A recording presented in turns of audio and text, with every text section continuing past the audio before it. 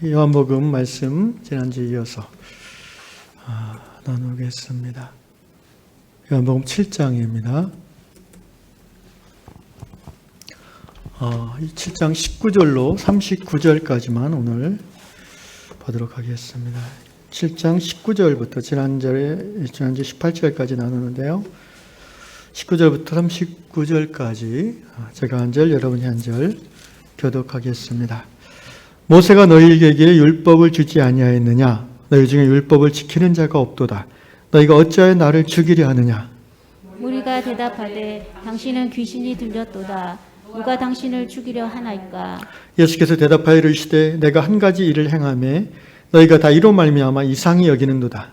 모세가 너희에게 할례를 행했으니 그러나 할례는 모세에게서 난 것이 아니요 조상들에게서 난 것이라. 그러므로 너희가 안식일에도 사람에게 할례를 행하느니라. 모세의 율법을 범하지 아니하려고 사람이 안식일에도 할례를 받는 일이 있거든 내가 안식일에 사람의 전신을 건전하게 한 것으로 너희가 내게 노여워하느냐? 외모로 판단하지 말고 공의롭게 판단하라 하시니라. 예루살렘 사람 중에서 어떤 사람이 말하되 이는 그들이 죽이고자 하는 그 사람이 아니냐? 보라, 드러나게 말하되 그들이 아무 말도 아니하는도다. 당국자들은 이 사람을 참으로 그리스도인 줄 알았는가? 그러나 우리는 이 사람이 어디서 왔는지 아노라. 그리스도께서 오실 때에는 어디서 오시는지 아는 자가 없으리라 하는지라. 예수께서 성전에서 가르치시며 외쳐 이르시되 너희가 나를 알고 내가 어디서 온 것도 알거니와 내가 스스로 온 것이 아니니라. 나를 보내신 이는 참되시니 너희는 그를 알지 못하나 나는 아노니 이는 내가 그에게서 났고 그가 나를 보내셨음이라 하시니. 그들이 예수를 잡고자 하나 손을 대는 자가 없으니 이는 그의 때가 아직 이르지 아니하였음이로라. 무리 중에 많은 사람이 예수를 믿고 말하되 그리스도께서 오실지라도 그 행하실 표적이 이 사람이 행한 것보다 더 많으랴 하니. 예수에 대하여 무리가 수군거리는 것이 바리새인들에게 들린지라. 대제사장들과 바리새인들이 그를 잡으려고 아랫사람들을 보내니 예수께서 이르시되 내가 너희와 함께 조금 더 있다가 나를 보내신 이에게로 돌아가겠노라. 너희가 나를 찾아도 만나지 못할 터이요 나 있는 곳에 오지도 못하리라 하시니. 이에 유대인들이 서로 묻되 이 사람이 어디로 가기에 우리가 그를 만나지 못하리요? 헬라인 중에 흩어져 사는 자들에게로 가서 헬라인을 가르칠 터인가?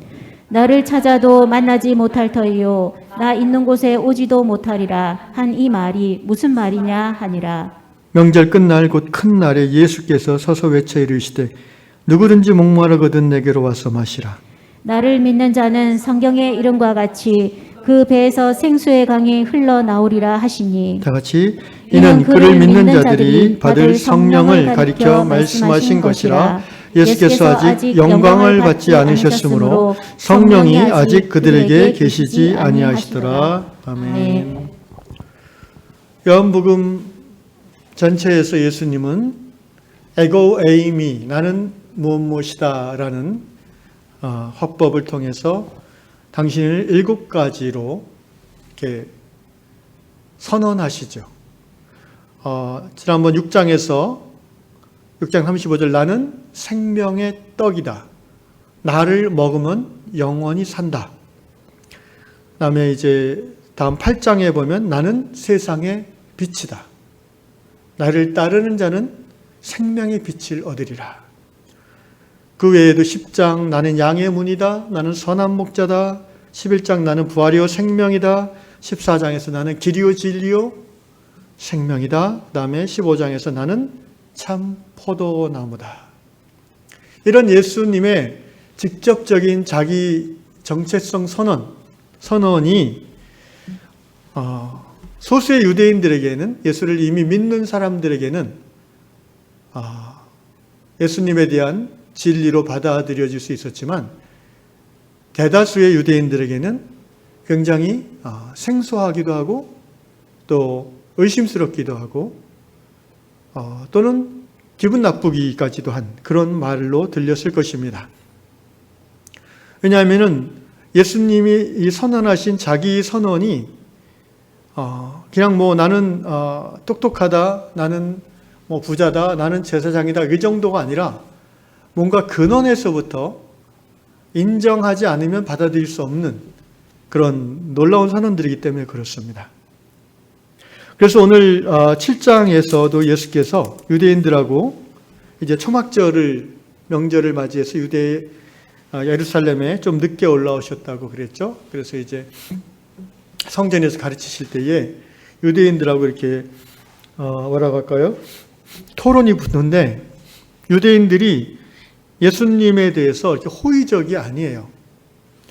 7장 15절에 놀랍게 여겨 이르되 이 사람이 배우지 않은 사람인데 어떻게 이렇게 알지? 선입관을 갖고 있고요. 학벌주의가 팽배해 있다고 그랬죠, 지난주에. 예수님은 샴마의 학파도 아니고 그렇다고 뭐 가말리의 학파도 아니고 요새로 말하면 뭐 서울대 나온 것도 아니고 뭐 하버드대 나온 것도 아니고 그런데 어떻게 이 사람이 이렇게 놀라운 지식과 지혜를 말하지? 의아해하면서도 부정적인 그런 태도입니다. 그래서 또 그러면서 예수께서 오늘 19절에 모세가 너에게 율법을 주지 아니하였느냐? 너희 중에 율법을 지키지 아니한 자가 율법을 지키는 자가 없다. 너희가 어찌하여 나를 죽이려 하느냐? 이렇게 예수께서 유대인들에게 질문하셨습니다. 한마디로 예수님은 유대인들에게 미움을 받고 있습니다.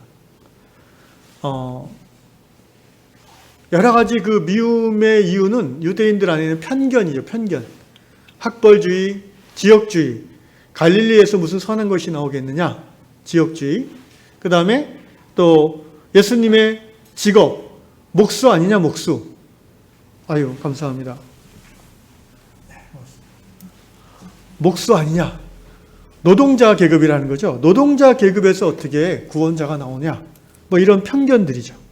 그러니까 예나 지금이나 사람은 자기 편견 때문에 망합니다. 이 편견이란 거는 이상하게 나이가 들수록 견고해지는 것 같아요. 굳어져요.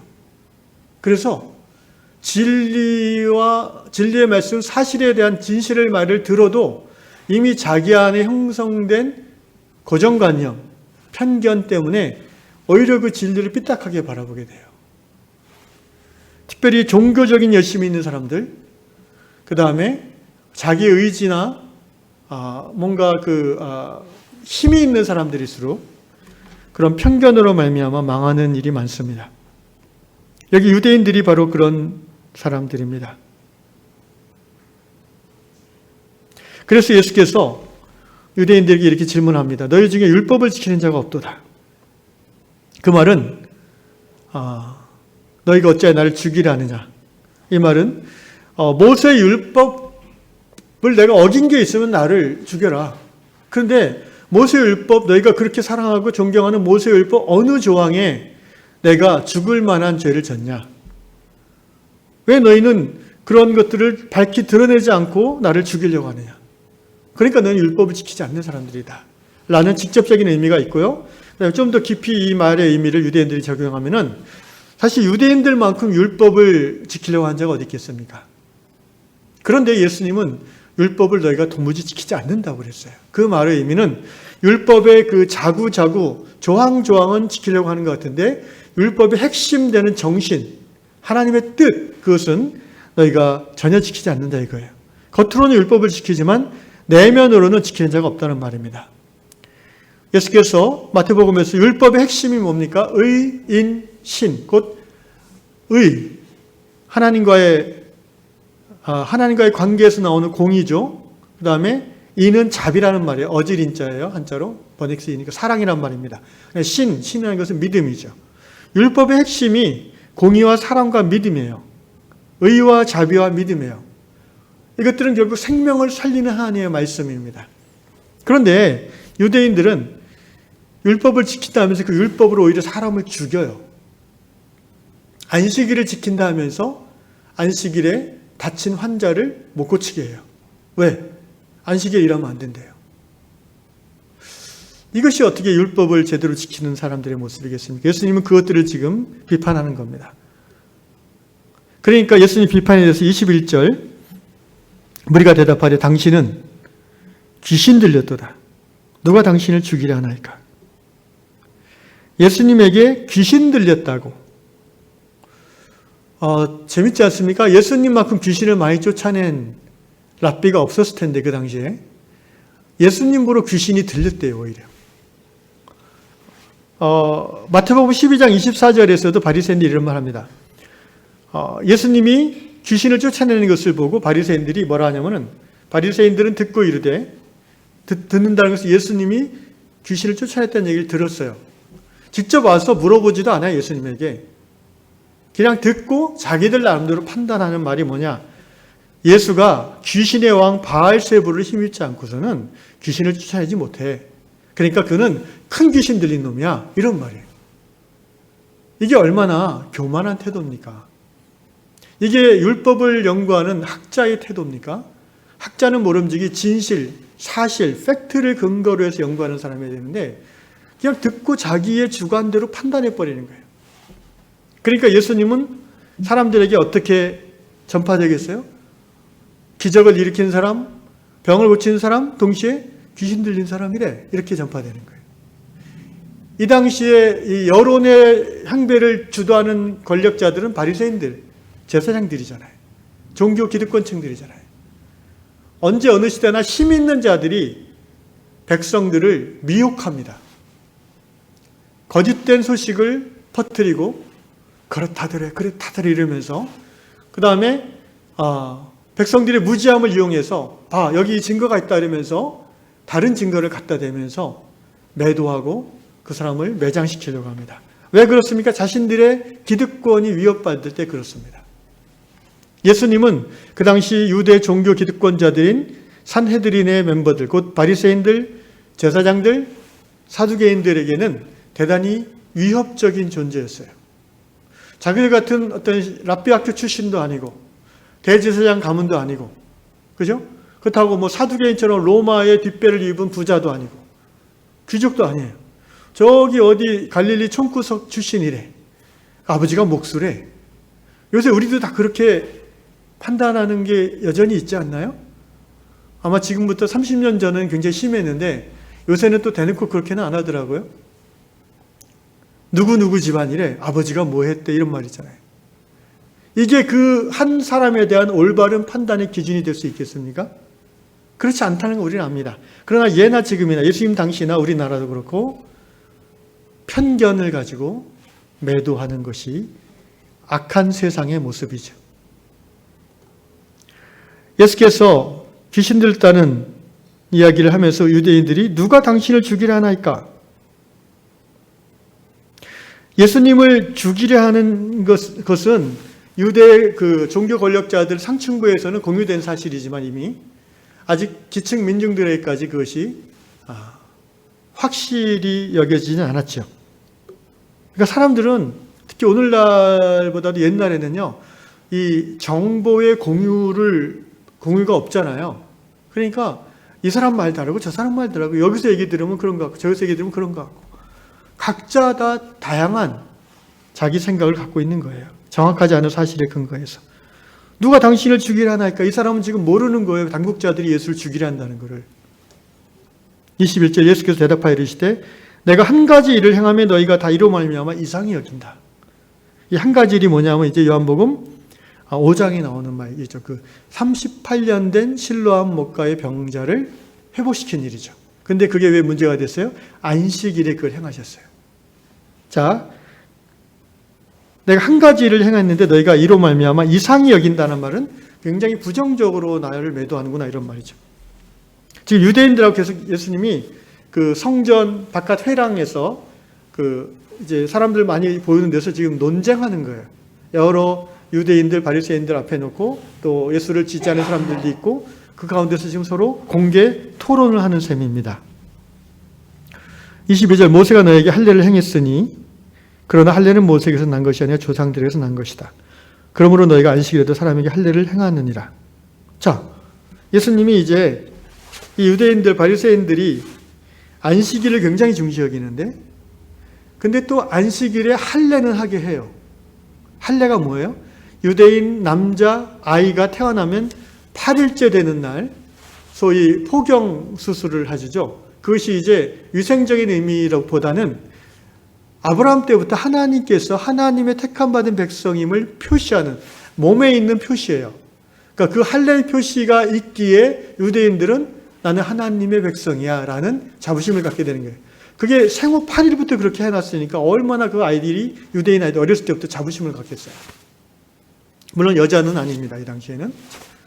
그러니까 유대인들이, 이 랍비들이 어떻게 하냐면은, 자, 안식일에 다른 팔이 부러져도 못 고치게 하면서 할례는 8일째가 안식일이면 할례는 또 하게 해요. 그 이유가 뭐냐? 해석을 합니다. 아, 원래 안식일법보다 할례의 법이 먼저 주어진 거야. 그러니까 이걸 해도 돼. 뭐는 되고 뭐는 안 되고. 근데 할례의 그 원래 의미가 뭐예요? 그냥 육신의 어떤 정결을 위한 그런 수술의 의미가 아니잖아요. 원래 의미는 뭐예요? 하나님 백성으로서의 정결함을 상징하는 그 시술이 할례 시술이에요. 거룩하고 깨끗하게 한다는 거예요. 23절, 모세의 율법을 범하지 아니하려고 사람이 안식일에도 할례를 받는 일이 있거든. 유대인들이 그렇게 하고 있는 걸 얘기하는 거예요.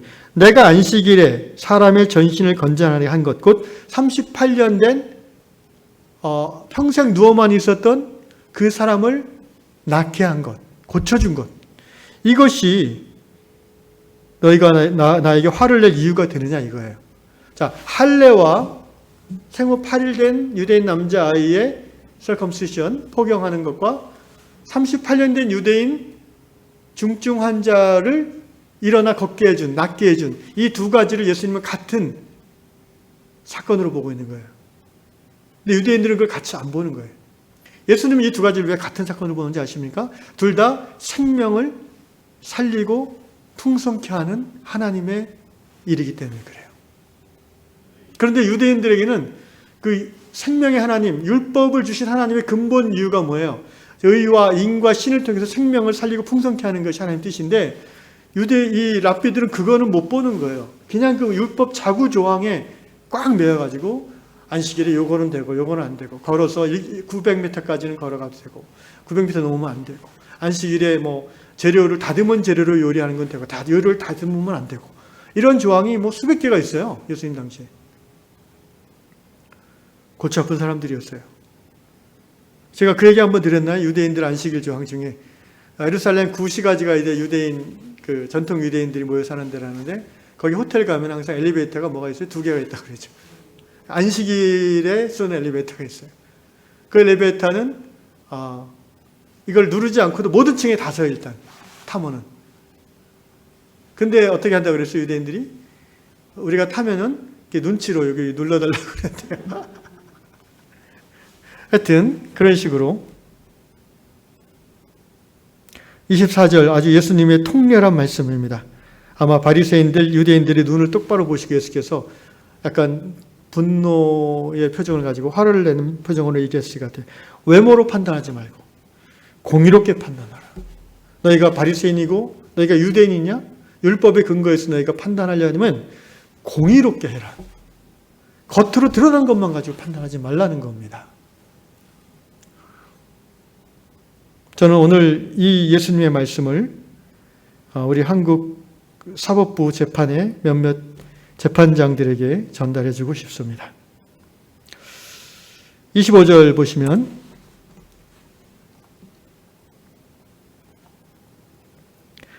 예루살렘 사람 중에서 어떤 사람이 말하되 이는 그들이 죽이고자 하는 그 사람이 아니냐. 자, 이제는 예루살렘 사람 중에서 어떤 사람이라고 했습니다. 유대인이란 말이죠, 그들도. 근데 이 사람들은 어떻게 생각하냐면은, 자, 이 예수는, 그러니까 예수님이 가르치는 거기에서 좀 떨어져서 보는 것 같아요. 저 사람은 그 당국자들이, 권세자들이, 종교 바리새인들이, 사두개인들이, 제사장들이 잡아 죽이려는 그 사람 아니냐? 맞아, 그 사람 같은데. 그러니까 이 사람들은 예수를 죽이려고 한다는 것을 아는 사람들이에요. 들어본 바가 있어요. 26절 보라 드러나게 말하되, 지금 성전 바깥에 있는 회랑에서 오픈 강의하는 거잖아요. 공개적으로 드러나게 말하되 그들이 아무 말도 아니하는도다. 그 예수님 앞에 바리새인도 있고 자기들 알만한 율법사도 있는데 아무 말도 안 하는 걸로 보이는 거예요. 그러니까 이 예루살렘 사람들은, 당국자들은, 권세자들이란 말이죠. 이 사람을 참으로 그리스도인인 줄 알았는가? 아, 야, 바리새인들조차도 저 사람을 메시아로 아는 거 아니야? 이런 의미죠. 그러나 우리는 자기들 잘났다고 또 얘기합니다. 이 사람이 어디서 왔는지 아노라. 그리스도께서 오실 때에는 어디서 오시는지 아는 자가 없으리라 하는지라. 굉장히 우스운 말이죠. 이 사람들은 지금 자신들의 무지함을 대놓고 얘기하고 있는 거예요. 메시아가 어디서 오는지를 왜 몰라요? 미가서에 나와 있어요. 그리고 웬만한 랍비들은 알고 있어요. 그런데 이 뒤에 나오지만 갈릴리에서 뭐 선한 것이 나오겠냐? 이 바리새인들은 메시아가, 구약에 예언한 메시아가 베들레헴에서, 다윗의 출생한 그 마을에서 태어날 것을 알아요. 그런데 이 바리새인들이 몰랐던 것은 예수님이 베들레헴 태생이고 갈릴리 나사렛에서 살았던 것을 모르고 그냥 나사렛 자체가, 갈릴리 자체가 예수님의 고향인 줄 알아요. 베들레헴은 예루살렘 옆이에요. 예수님의 태어난 곳은 예루살렘 바로 옆이라니까요. 그러니까 부정확한 지식에 근거해서 바리새인들은 갈릴리는 거기서 사는 것이 나오지 않아. 어떻게 메시아가 갈릴리에서 나오니? 안 돼. 라는 편견이고요. 아까 예루살렘 사람들은 오히려 더 몰라요.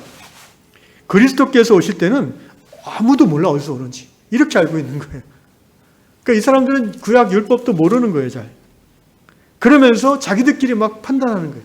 이렇대, 저렇대, 이렇대, 저렇대. 완전히 혼돈이죠, 혼돈. 26절, 28절 예수께서 성전에서 가르치시며 외쳐 이르시되 너희가 나를 알고 내가 어디서 온 것도 알거니와. 너희가 나를 알고, 나 예수를 알고, 그 중에는 예수님이 목수의 아들이고 나사렛 마을에서 자랐고 베들레헴 출생이라는 것을 아는 분도 있겠죠. 내가 스스로 온 것이 아니니라. 그런 거 중요하지 않다는 거예요, 예수님 말씀. 내가 어디 출생이고 내 직업이 뭐고 이런 거, 그런 거 본질이 아니다. 여러분, 이게 굉장히 오늘 우리 시대에도, 아니 모든 시대에 적용되어질 진리입니다. 사람을 외모로 판단하지 말라는 거예요. 신분제 시대는 그것이 훨씬 더 강력했죠. 양반, 상놈, 귀족, 농노, 천민, 기사, 왕족. 이미 태어나면서부터 다 정해지는 거잖아요. 어쨌든 예수님이 지금 말씀하시는 거는 어디 출신이고 누구 집안이고 직업이 뭐 이런 거 가지고 사람 판단하지 말라는 거예요. 그럼 뭘 가지고 사람을 보느냐? 내가 스스로 온 것이 아니니라. 나를 보내신 이는 참되시니 너희는 그를 알지 못하나 나는 아노니 이는 내가 그에게서 났고 그가 나를 보내셨습니다. 특별히 여러분, 하나님을 아버지라 부르는 우리 성도들은요, 나는 누구인가라는 이 정체성을 분명히 해야 됩니다. 내가 박사인데, 내가 사장인데, 내가 건물이 2채나 있는데, 그런 게 나의 정체성인 크리스찬은 정말 불쌍한 사람들이에요. 그분들은 미안한 말이지만 예수님을 정말 모르는 거예요. 크리스찬인 우리의 정체성이 뭐가 돼야 돼요? 예수님의 이 고백이 돼야 돼요. 나는 하나님이 이 땅에 보내신 사람이에요. 아멘? 하나님이, 하나님의 때에 하나님이 택한 그 가정에 나를 보내셨어요. 그래서 나는 하나님으로부터 온 사람이기 때문에 이 땅에서의 사명이 끝나면 나는 하나님께로 돌아가요. 예수님처럼 똑같이 우리도 그런 존재들인 거예요. 예수님은 당신의 근거와 기원을 난 베들레헴 우리 아버지 훌륭한 목수였어 거기에 두지 않으신 거예요. 아마 예수님이 왕의 아들로 태어나서 똑같을 거예요. 그렇게 자신의 존재의 근거를 걷다 두지 않으세요. 왜? 예수님은 하나님을 알고 하나님을 사랑하는 분이기 때문에. 그리고 저와 여러분도 마찬가지. 우리도 하나님을 알고 하나님을 사랑하는 사람들이기 때문에. 이 하나님께서 나를 보내셨다. 이 보냄을 받은 자. 여러분, 이걸 다른 말로 뭐라고 하는지 아세요? 이걸 사도라고 그래요. 사도. 성경에 나오는 사도라는 말은 보냄받은 무리라는 뜻이에요. 헬라어 원어로는 아포스톨로스라고 그래요. 그 사도의 의미가 좀 넓게 해석하면은 모든 거듭난 성도 하나님의 자녀들은 사도예요. 왜? 보냄받았기 때문에. 누구로부터? 하나님으로부터. 하늘로부터. 어디로? 세상으로, 땅으로. 누구처럼? 예수님처럼. 예수께서 요한복음에서 이런 말씀하셨잖아요. 아버지께서 나를 보낸 것처럼 내가 너희를 보낸다. 그러므로 우리가 예수 믿고 거듭나서 사명을 받은 다음에 우리는 누구로부터 파송받는 거예요? 예수님으로부터 파송받은 예수의 제자의 삶을 살게 되는 것입니다. 그것이 우리의 정체성이고 우리의 존재의 중심에 있는 이 진실이에요. 베들레헴 출신이다, 전라도 출신이다, 제주도 출신이다, 그런 거 의미 없는 거예요. 아멘? 그런 걸로 사람을 판단하는 그 세속화의 흐름에 크리스찬들은 편승할 수 없습니다. 그러므로 교회 안에서, 특별히 하나님의 권속들의 모임이라는 교회 안에서 직업이나 출신이나 이런 것으로서 편을 가르고 정치색으로 서로를 나누고 하는 것은 대단히 열등한 교회의 모습이라고 우리가 이해해야 됩니다. 우리 요한공동체는 그런 본질이 아닌 것으로 서로를 판단하거나 또 편을 이루는 일이 없어야 되겠습니다. 오직 우리의 존재의 근거는 하늘 아버지이시고 우리는 이 땅 위에 예수 그리스도 이름으로 파송받은 자인 것을 정체성으로 꼭 붙잡으시기를 주의 이름으로 축원합니다. 30절 그들이 예수를 잡고자 하나 손을 대는 자가 없으니 이는 그의 때가 아직 이르지 아니하였습니다.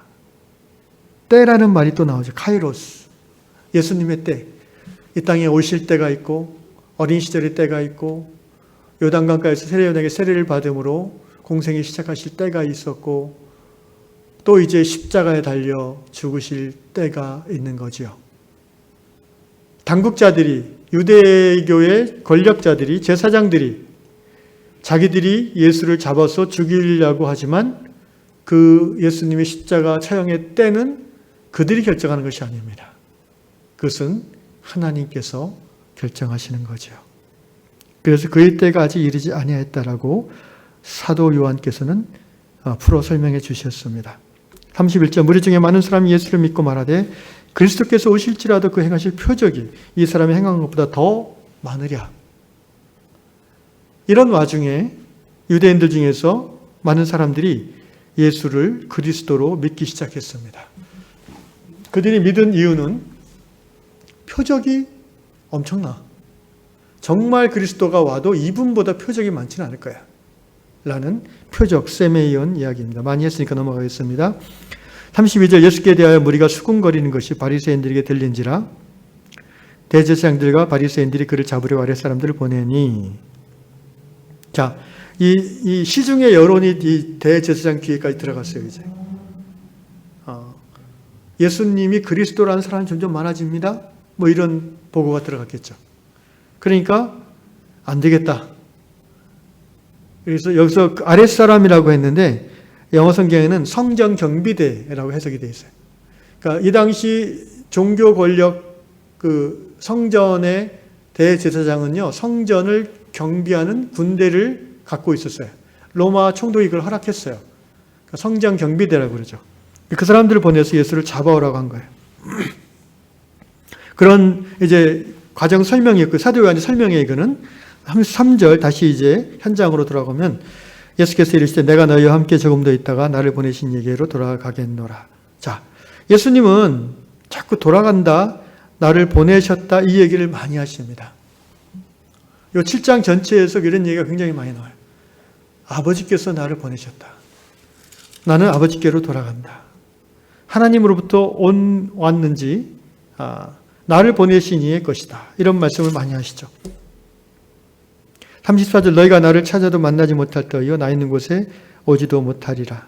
자, 예수님 이 땅에 사명 마치고 가는 곳 하나님의 나라, 하나님과 함께 하시는 그곳이죠. 근데 너희는 오지 못하리라.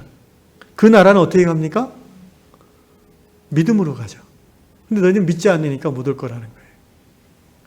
근데 이거에 대한 전혀 지식이 없는 유대인들은 35절 이 사람이 어디로 가기에 우리가 그를 만나지 못하리요. 이 사람들이 어디, 이 예수라는 사람이 도대체 어디로 도망가기 때문에 우리가 못 찾아간다고 그러지? 이런 말이. 헬라인 중에 흩어져 사는 자들, 소위 디아스포라 유대인들을 말하는 겁니다. 주후 5세기경부터 이제 유대가 멸망한 후에 포로로 끌려가서 이제 뭐 페르시아, 그리스 여러 지역에서 이제 유대인들이 살았죠. 그런 사람들을 헬라인 중에 흩어져 산 유대인들이라고 그래요. 그들에게 가서 헬라인을, 이미 헬라인이 다 된 사람들이에요. 조상한 유대인들이지만. 헬라인을 가르칠 터인가? 이렇게 수근수근 거리는 거예요. 36절 예수께서 다시 말씀하시기를 나를 찾아도 만나지 못할 터이요 나 있는 곳에 오지도 못하리란 이 말이 무슨 말이냐 하니라. 이 무리들이 계속해서 이 말을 하는 겁니다. 못 알아듣죠. 여러분 복음서를 읽으시면서 예수님이 하신 말씀을 12제자들조차도 못 알아듣는 일이 참 많습니다. 그게 나중에 언제 깨닫게 되느냐? 부활하신 예수를 만나고 오순절 성령의 세례를, 강림을, 충만을 경험한 후에 예수님이 그때 이 말씀하시기에 그런 뜻이구나라는 것을 자꾸 다 이제 깨닫게 되는 거예요. 오히려 오늘 우리보다도 이 당시 사람들은 더 못 알아들었을 거예요. 그래서 저 여러분은 교회밥이 몇 년인데 성경을 몇십 년 붙잡고 있었는데 대충 다 이해를 합니다. 그런데 이 당시 사람들은 정말 못 알아듣습니다. 자, 여기서 이제 뜬금없이 예수께서 37절, 38절, 39절 말씀을 하십니다. 문맥상으로는 좀 뜬금없어 보이지만 이때가 초막절 절기라는 것을 우리가 감안하면 자연스러운 말씀이에요. 무슨 말이냐면은 7절에 37절 명절 끝날 그러잖아요. 아까 7장에 시작될 때는 초막절 명절을 말합니다.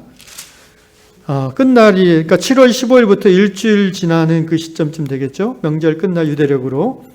곧 큰 날에, 이 날을 큰 날에 그래요. 마지막, 초막절 마지막 날이기 때문에. 여러분, 이 마지막 날에는, 뭘 하냐면, 그 초막절에 하는 행사 중에 하나가 기우제가 있습니다. 기우제. 제사장들이 성전 바깥, 그 예루살렘 성 바깥에 있는 그 실로암 샘물이죠. 거기서 물을 떠다가 성전 제단에 물을 붓는 그런 행사가 있어요. 일종의 이제 기우제. 왜냐하면 이때가 건기라서 그래요. 이제 좀 이따 우기 때 비가 와줘야 이제 농사가 또 잘 되는 거잖아요. 그래서 기우제를 지냅니다. 하늘은 쨍쨍 해가 내리치고 기온은 약간 덥고 비는 안 오고 그런 날이 계속 됐죠. 이제 이 상태에서 예수께서 기우제가 끝난, 제사장의 기우제가 끝난 후에 성전 큰 그 마당 앞에서 큰 소리로 외치시는 거예요. 여기서 외치다란 말은 마치 그 까마귀가 깍깍대듯이 큰 소리로 많은 사람들이 듣게끔 한다는 말이에요. 뭐라고 하시냐면은 누구든지 목마르거든 내게로 와서 마셔라. 좀 전에 우리가 불렀던 찬양이죠. 누구든지 목마르거든. 자, 한참 비가 안 와가지고 온 유대 지역 예루살렘이 이제 바짝바짝 마르는 이때에 사람들이 목말라하는 이때에 목마르거든 와서 마셔라라는 이 말이 얼마나 귀에 쏙 들어가겠습니까? 예수님이 초막절의 의미를 잘 아시고 이때 이 말씀을 하시는 거예요. 38절 나를 믿는 자는 성경의 이름과 같이 그 배에서 생수의 강이 흘러나오리라. 요한복음 4장에서 예수께서 비슷한 말씀을 수가성경에게 하신 것이 기억납니까? 우물가에서 수가성경을 만나가지고 내가 주는 이 물을 먹는 자는 영원히 목마르지 아니하리라. 같은 물이에요, 이게. 같은 물. 그 말씀을 이제 예루살렘 초막절 명절 끝날 성전 앞마당에서 하시는 거예요. 그럼 이 물이 뭐냐? 생수의 강, 물, 샘물로 표현되는 이게 뭐냐? 사도 요한께서는 이제 예수님이 승천하시고 한참 지나다가 이걸 썼잖아요. 이 요한복음은 주후 거의 한 70년, 80년, 90년 경에 쓰였다고 하니까 사도 요한께서 90세 넘게 살았다고 하니까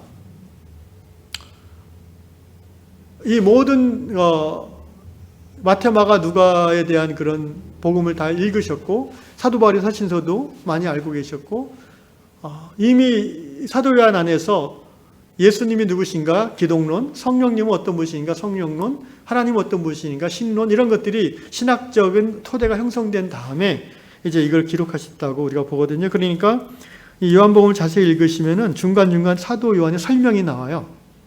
아, 이걸 설명하는구나 이렇게 알아들으실 수 있으면 성경을 읽는 눈이 좀 열리는 거예요. 뭐라고 설명하십니까? 이는 39절 이는이 뭐예요? 예수께서 말씀하신 생수의 강. 요한복음 4장에서 말하는 예수가 내가 주는 물. 그건 뭐냐 하면은 그를 예수를 믿는 자들이 받을 뭐예요? 그게 뭐예요? 성령. 여기 나오잖아요. 성령을 가리켜 말씀하신다. 성경에서 하나님의 영, 성령, 그리스도의 영, 구약성경에서는 하나님의 손, 하나님의 신, 하나님의 권능 여러 가지로 표현되는데요. 그 성령을 의미하는 상징적인 4가지 물질이 있어요. 그 중에 하나가 물이에요. 또 하나는 뭐죠? 사도행전 2장에 나오는 불의 성령이라고 하죠. 또 하나는 뭐예요? 비둘기, 평화의 성령이라고 하죠. 예. 또 하나가 뭐죠? 불, 비둘기. 생각이 안 나요? 넘어갑시다. 어쨌든 성령을 상징하는 것 중에 하나가 물이에요. 물. 물은 여러분 몸의 70%가 물이죠. 수분이죠. 텃밭에 이렇게 씨를 심고 나서 물을 주죠. 안 그러면 안 자라잖아요. 생명을 싹트게 하고 생명을 자라게 하고 생명을 풍성케 하는 것이 물, 곧 성령의 역사입니다. 아멘. 성령의 역사는 생명의 역사예요. 그러므로 예수 믿고 성령 받은 사람은 그 생명의 역사의 동참자가 되는 거예요. 그런데 내가 생명의 역사에 하나님 나라의 동역자가 되려면 성령의 살리는 역사에 참여하려면 내가 목마르면 안 돼. 그렇죠? 내가 메마르면 안 돼. 그래서 예수께서 예수를 믿는 너희 안에 생수의 근원을 주겠다고 그랬어요. 성령님이 예수 믿는 거듭난 성도 안에 아예 들어오시겠다고 그랬어요. 이걸 물과 성령으로 거듭나지 아니하면 하나님 나라를 볼 수 없다. 하나님 나라에 들어갈 수 없다라고 요한복음 3장에서 하신 말씀의 뜻입니다. 요약하면요. 예수 십자가 대속의 죽으심과 부활하심을 마음으로 믿고 입으로 시인하면 구원을 얻습니다. 아멘. 그 순간에 우리의 죄가 사함받는 줄 믿습니다. 우리의 죄가 사함받은 후에는 어떻게 돼요? 하나님과 우리의 관계를 가로막았던 벽이 죄인데, 그죠? 죄의 벽, 죄의 담인데, 이것이 허물어졌으니까 하나님의 영, 생명의 영이 죄가 지워진 내 심령에 come into, 들어오시는 거예요. 이걸 가리켜서 이제 성령이 임했다라고 해요. 성령이 내주하심이라고 해요. 그러면 성령이 내주하시면 어떤 일이 일어나는가? 죄로 말미암아 죽어있던 내 영, 죄로 인해서 무기력해 있던, 저는 그렇게 표현하는데, 내 영이, 생명의 영이 옆에 오시니까 살아나는 거예요. 영의 부활입니다. 저 여러분은 속사람이 부활한, 영의 부활한 사람인 줄로 믿습니다. 생명의 영이신 그분이 내 안에 들어왔기 때문에 내 죽어있는 영, 내 잠들어 있는 영, 죄로 말미암아 곤비해진 내 영이 기지개를 켜고 일어나는 거예요. 이걸 예수께서는 거듭났다라고 해요. 거듭났다라고 표현했어요. born again, 다시 태어났다라고 했어요. 아기가 엄마 뱃속에 있는 것과 태어나는 것과는 같은 아기지만 다르잖아요. 전혀 존재감이 다르죠. 우리가 예수 믿지 않을 때도 나였는데, 예수 믿고 죄사함 받아 거듭났을 때도 나죠. 근데 굉장히 존재감이 다른 나가 된 거죠. 그런 사람들 가리켜서 그리스도인, 크리스찬이라고 합니다. 그럼 왜 성령을 우리에게 부어주셨는가? 아까 말씀드린 우리가 큰 의미에서 다 사도라고 그랬죠. 하나님 우리에게 이 땅에 보내셨죠, 우리를. 그리고 하나님이 보내신 자는 곧 이 땅에 살면서 하나님 주신 바 그 사명, 소명을 감당할 그 의무가 있죠. 그게 이제 느껴지는 거예요. 아, 내가 왜 태어났구나, 이 땅에. 나는 이 일을 위해서 하나님께 보내셨구나. 할렐루야. 여러분, 예수 믿으면 인생의 목적이 분명해지는 거 아십니까? 그래야 됩니다. 제가 말씀드렸잖아요. 예수 믿는 우리 모두의 직업은 달라도 우리 삶의 목적은 동일하다. 여러 가지 표현하지만 하나님 나라, 하나님의 영광, 하나님의 뜻을 이루는 거죠. 아멘. 사명을 이루는 겁니다. 꼭 목사, 선교사라고 해서 사명받은 게 아니에요. 그런 옛날 얘기는 지워버리시고요. 모든 성도는 사명자인 줄 믿습니다. 사명자이어야 됩니다. 집사는 사명자가 아니고 그냥 봉사하는, 어디서 그런 이상한 얘기를 들으시고. 그렇지 않아요. 그건 교회 내에서 은사에 따른 역할의 차이일 뿐이지 우리의 삶 자체가 하나님으로부터 보냄받은 이 땅의 삶일진데 우리는 하나님 주신 사명을 갖고 태어나는 거예요. 근데 그 사명을 이룸에 있어서 그것이 쉬운 일이 아니에요. 그죠? 정말 하나님의 영광을 구하는 삶을 사는 게 여러분 쉽습니까? 하나님 나라 확장하는 게 쉽습니까? 여러 가지 유혹과 세상을 거슬러 살아야 되는 그 힘듦이 있어요. 그래서 우리가 성령의 능력이 필요한 거예요. 아멘? 자꾸 세상에 살면서 우리의 영이 시들어요. 그래서 목말라져요. 그래서 내 안에 생수의 근원이 와 있는 거예요. 이 생수의 근원이 터져 나와야 돼요. 어떻게 터져 나와요? 그게 성령 충만 받는 거예요. 그러니까 성령의 내주하심과 성령의 충만하심은 좀 다른 개념으로 이해하셔야 됩니다. 성령 충만은 매 순간 받을 수 있어요. 할렐루야. 왜 그게 필요하냐면은 성령의 충만이 임함으로 내 안에 생수의 우물이 터져 나올 수 있기 때문에.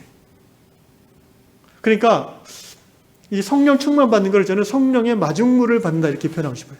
여러분 그 시골에서 그 펌프할 때 펌프가 관이 밑으로 연결되어 있고 지하수에 다 있죠. 그죠? 그런 거 몰라요? 저희 어렸을 때 해봤는데 이거. 근데 그거 하려면 뭐가 있어야 돼요? 네, 마중물. 한 바가지 물을 부어야지 이게 압이 걸려가지고 펑 나오잖아요. 이미 우리 안에 이 생수의 근원 저수지가 있어요. 할렐루야. 이미 성령께서 우리 안에 들어와 계십니다. 이것들을 펑 하고 터뜨려 나오게 하는 것이 바로 하나님의 은혜예요. 은혜. 성령을 우리에게 선물로 주신다는 거예요. 거저 주시는 은혜예요. 말씀을 읽다가, 말씀을 듣다가, 찬양하다가, 기도하다가, 예배드리다가, 심지어 길을 혼자 걷다가도 뭉클하면서 눈물이 터져 나오면서 회개가 일어나면서 우울하고 낙심하고 세상 사이에 지쳐서 소명을 잃어버렸던 자신의 연약함이 깨달아지면서 회개하게 되고 다시 새 힘을 얻게 되는 거죠. 할렐루야. 누구든지 목마르거든 내게로 와서 마시라. 예수께서 말씀하셨어요. 여러분 예수님 앞으로 나아가는 것 그 자체가 은혜인 줄로 믿습니다. 예수 앞에 나오면 우리는 은혜를 받아서 성령의 한 바가지 마중물 충만함을 경험하고 예수 앞에 나와서 뭐예요? 말씀 듣고 예배 드리고 기도하고 성령의 인도하신 가운데 예수님을 바라보고 그러면서 한 바가지 성령의 충만을 경험할 때에 내 안에 다시 생수의 강이 흘러 넘치게 되는 줄로 믿습니다. 다시는 바깥에서 다른 물을 달라고 할 필요가 없는 거예요. 왜 예수 믿고 자꾸 세상에서 뭘 이렇게 목마르다고 자꾸 가져오려고 왜 자꾸 메아리 점집에 가려고 그래요? 예수 믿는데. 그런 분은 여기는 없지만 딴 교회는 있다고 합니다. 예수 믿는 분이 왜 자꾸 그 길이를 택해서 뭘 하려고 그러지? 길이를 택한대요. 여러분 제주도 가면요 엄청나게 그 미신이 강해요. 거기는 이삿날이 딱 정해져 있어요. 그러니까 그날은 이삿짐 비용이 막 5배, 6배 올라가. 예수 믿는 사람들은 그 중에 없었겠지만 어쨌든 우리는 다른 생수가 필요 없어요. 우리 안에 이미 생수의 근원이 들어와 계세요. 할렐루야. 우리 찬양하면서 기도함으로 오늘 시간을 마무리하겠습니다. 아까 들었던 찬양입니다.